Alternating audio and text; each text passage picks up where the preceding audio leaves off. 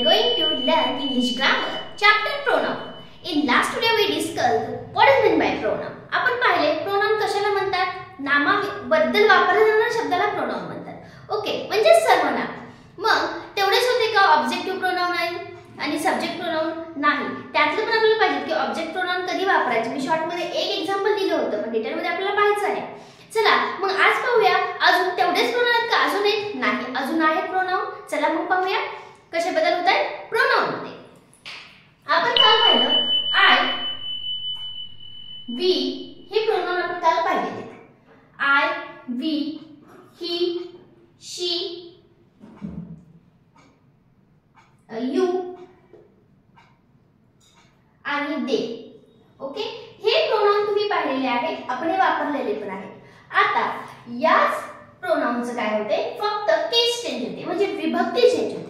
Okay, म्हणजे आता षष्टीमध्ये असतील माझा, माझी याला म्हणतात. मग त्याला म्हणायचं पॉझेसिव्ह ऍडजेक्टिव्ह. पॉझेसिव्ह ऍडजेक्टिव्ह. मग त्या टाइप मध्ये हे प्रोनाउन कसे बदलतात? पॉझेसिव्ह ऍडजेक्टिव्ह षष्टी, षष्टीमध्ये हे प्रोनाउन कसे बदलतात, तर कसे बदलतात आणि बदल दाखवते. मग ते कसे वापरायचे ते आपण पाहूया. मग आयचं काय होणार आहे? पॉझेसिव्ह ऍडजेक्टिव्ह मध्ये आयचं होणार आहे, याला म्हणतात, सरळ सोप्या भाषेत सांगायचं तर याला म्हणतात सर्वनामाची विभक्ती. शुद्ध मराठीमध्ये जर तुम्हाला पाहिजे असेल तर याला म्हणायचं सर्वनामाची विभक्ती. म्हणजे फर्स्ट पर्सन म्हणजे मी स्वतः, सेकंड पर्सन म्हणजे ऐकणारा, थर्ड पर्सन तो इथे नाहीच आहे, दुसरा आहे कुठेतरी, त्याच्यामध्ये फर्स्ट पर्सन, थर्ड पर्सन आणि सेकंड पर्सन म्हणतो आपण. तर मग ह्या सर्वनामाची विभक्ती आपल्याला बोलताना आपण वापरतो, पण आपल्याला माहित नसतं की दिस इज दी केस. त्याला इंग्लिशमध्ये केस म्हणतात, विभक्ती. मग ह्या सर्वनामाची विभक्ती असतात तेच आपण वापरतो. मग त्या कशा बदलतात, कशाचं काय होतंय आणि कुठं आपण कुठलं वापरायचं हेच आज आपल्या व्हिडिओमध्ये पाहायचं. चला, हे जर तुम्हाला डिटेल समजून घ्यायचं असेल तर व्हिडिओ लास्ट पर्यंत पहा आणि लाईक पण करून घ्या. चला, आय असेल तर काय होतं? आय असेल तर माय होतं. पहा, I am a teacher, this is my pen. काय वापरला ना मी? हा माझा पेन आहे, म्हणजे माझं पण काय सर्वनामच आहे असं याला म्हणतात.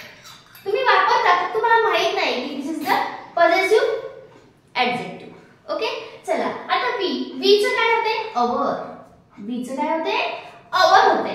ही प्रत्येकाची मी एक्झाम्पल मी तुम्हाला समजून सांगणार आहे. फक्त आता तुम्ही कसे चेंजेस कसे बदलतात, आय कसं बदलते, वी कसं बदलते हे पाहूया. ही असेल तर होते हिज. ही असेल तर काय होते? हिज. शी असेल तर होतं हर. यू असेल तर होतं युअर. आणि दे असेल तर काय होतं? देअर. आता यामध्ये पण भरपूर मुलं कन्फ्युज होतात. हे देअर लिहायला सांगितले की हे देअर लिहितात.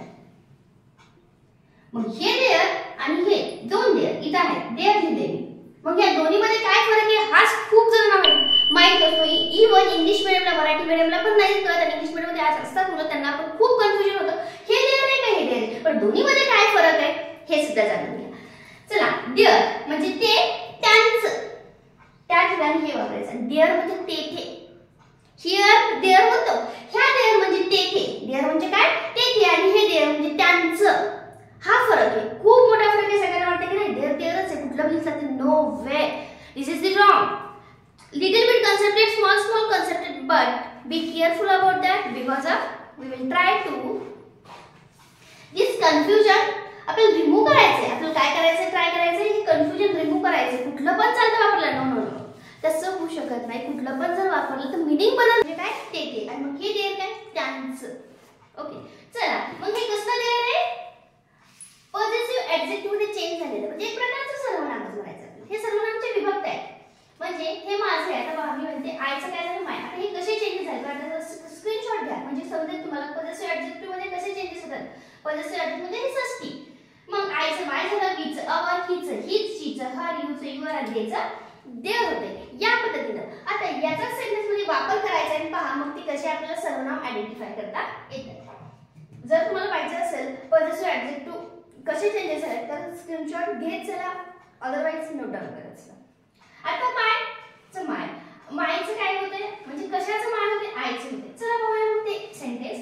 आपल्याला सेंटेन्स मध्ये हे शब्द कसे वापरायचे किंवा हे प्रोनाउन कसे वापरायचे. First, I am a player. मी एक खेळाडू आहे. I am a player. Okay, मग आता माय वापरायचं. आयचं काय होतं?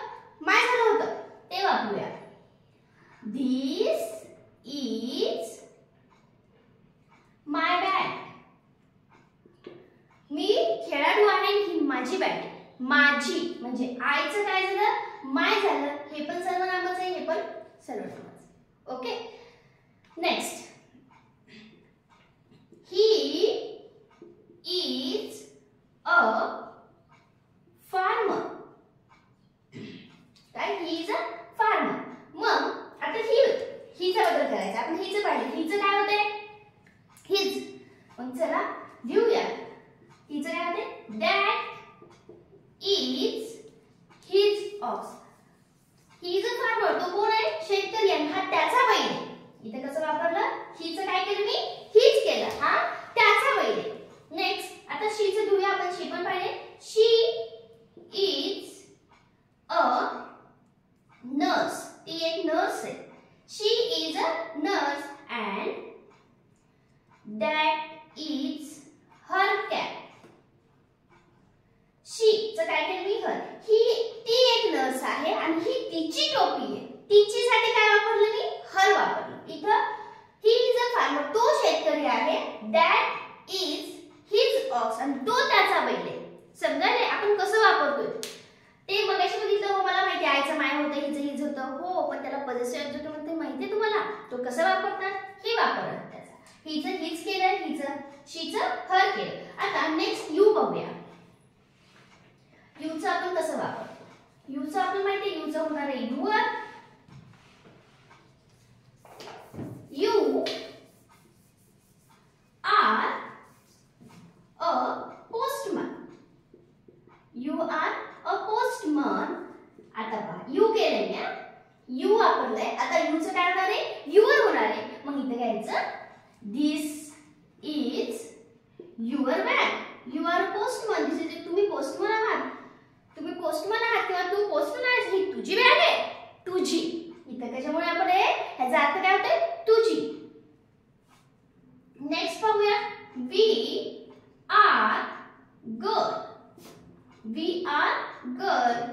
These are our dolls. पहा, आम्ही सगळ्या मुली आहेत आणि ह्या आमच्या भावल्या आहेत.